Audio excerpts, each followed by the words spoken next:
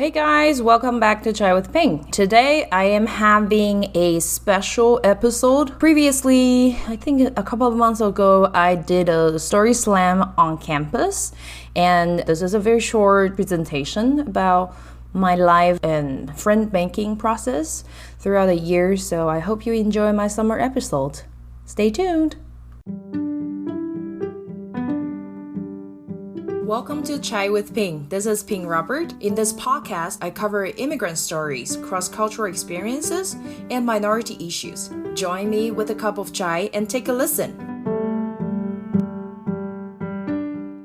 Hi everyone, my name is Ping Robert. Thank you for being here. I'm so honored to be here. Here is my bio. I thought I will be introduced, but I'll probably just introduce myself now. So I'm from Taiwan, and I am currently writing my dissertation. This is my 5th year, so it's a long time being at DU. And my topic is about supporting international students in educational leadership or administration programs around the U.S. So I'm pretty passionate about languages, so I learned a lot of languages throughout my study times before coming here. And then cultures and having conversation with people with diverse backgrounds. And as you can see, English is still not my native language, and then I still get very nervous. That's why I have the script with me. I do have 2 podcasts, one in Mandarin, one in English. If you're interested, feel free to check it out. It's called Chai with Ping. Spotify or Apple Podcasts, or even on YouTube if you don't listen on the podcast platforms. So I became more interested, and so I started featuring immigrant stories and also cross-cultural stories. So now I'm gonna share my story for today. I came to Denver with my husband in 2017 to pursue my studies in educational leadership and policy studies at the Mortgage College of Education. Before coming here, some people asked me like, oh, are you gonna be scared making friends in a new culture? You should be fine. And I was like, yeah, I should be fine. Because like being in Taiwan, and I had done study abroad as well in Austria, and I worked in India for several years. I'm like, that's not a very hard thing to make friends and connection through my jobs and my studies, right? But then, sometimes when I'm overconfident, things don't always happen the way I wanted. So after coming here, my program at Leadership, or short for ELPS, it is a very special mode. So it is for those current educators who are working full-time and then only come to class on the weekend. So then we meet every Saturday, so like I actually have a lot of weekends. And then so for the first quarter when I came in, I realized that everyone's first quarter was in the summer. But before, I was in Taiwan teaching in a school, so I couldn't join them in the summer, so I came in the fall, 17. So then I came into the program and I walked into the classroom for the first time. I was nervous. I didn't know anyone else. Even the professor looks like very at ease, but I was probably the only person in the room who was nervous. The classmates kind of know each other already, so I was like, okay, this is gonna be a fun start. And I often felt lost and isolated in our program because educational systems, as you know, in the US is quite different from other countries, and it's basically very nationalized. So if you're from another country, we wouldn't know how it is here in the US, how students study, especially we have never been to the school over here. So then I couldn't catch up with the local students. I'm like, I should probably work harder. So then I always try to ask a lot of questions and try to familiarize myself with the educational system and some of the jargons here.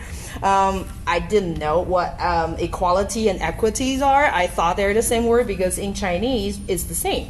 So then I still have to grapple what it means in education and then try to apply the theories taught in classes. And then so it was also tough to make friends outside of classrooms because everyone had their family already.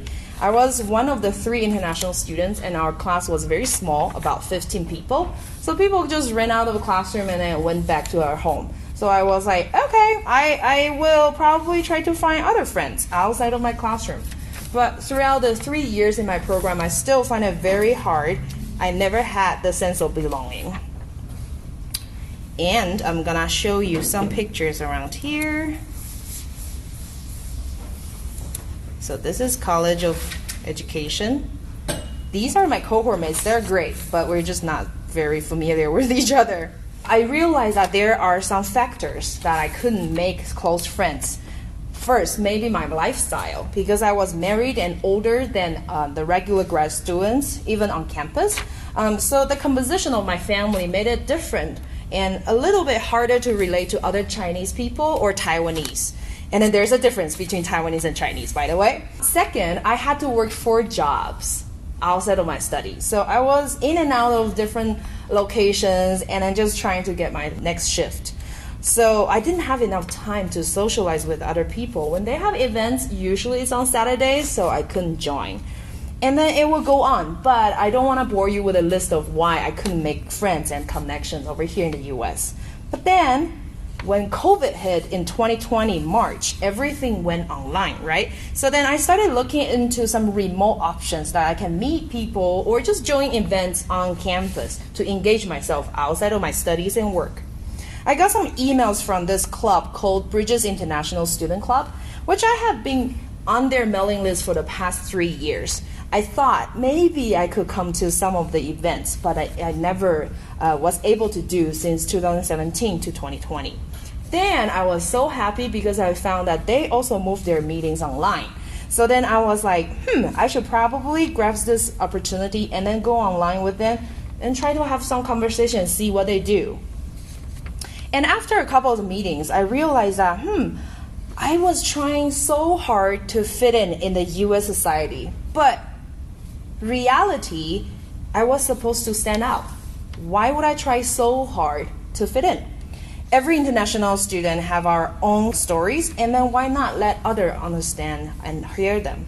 So one day there was a discussion online with the people for Bridges, and they asked, where would you feel most at home? And I burst into tears because I was like, oh my God, I didn't know why. I didn't feel so much at home in the US, even though I was born here, but never grew up here. And then I also didn't feel at home in Taiwan because I'm married, so I moved out from my parents' house. Even before marriage, I was already outside of Taiwan in India for 3 years. So I didn't feel there was any place that I would fit in.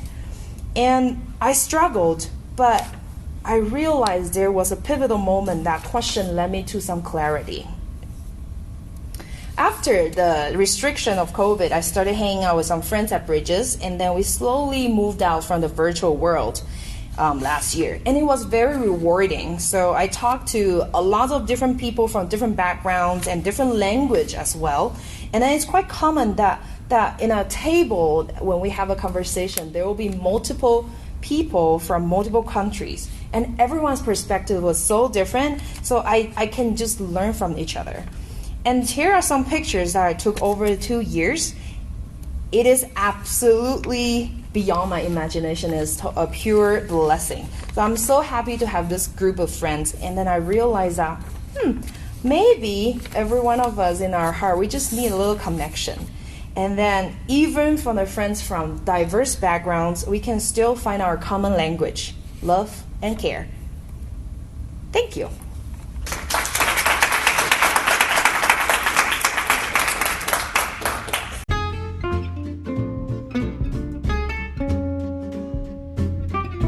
Thanks for listening to Chai with Ping. If you think someone will benefit from this episode, don't forget to share it with them. You can also follow us on Facebook and Instagram. If you like my show, you can buy me some chai with small donations.